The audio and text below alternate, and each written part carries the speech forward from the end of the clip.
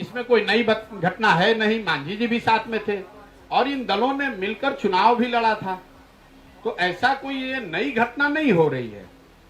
ये तो जो छोटे दल हैं, मैं with all due respect to them, वो ये देखते हैं कि मेरा एक सीट हमको कहां मिल जाएगा, हमारा अपना व्यक्तिगत स्वार्थ कहां पूरा हो जाएगा। तो अगर मांझी जी की पार्टी है वो तो ये देख रहे हैं कि भाई कि हमें एक सीट कहां से मिल जाए।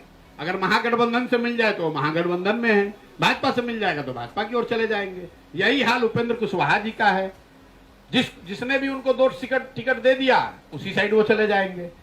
तो और रामविलास जी की जो पार्टी है, चिराग पासवान जी की, वो तो अभी 2 धड़ों में है। क्या होता है, कौन बैठता है, किधर जाता है, वो उनका इंटरनल मैटर है। कौन किधर जाएगा, कौन किधर भागेगा, ये नहीं कह सकता हूं, क्योंकि आज जो 7 दलों का महागठबंधन है ये तो सरकार में मलाई मारने के लिए है।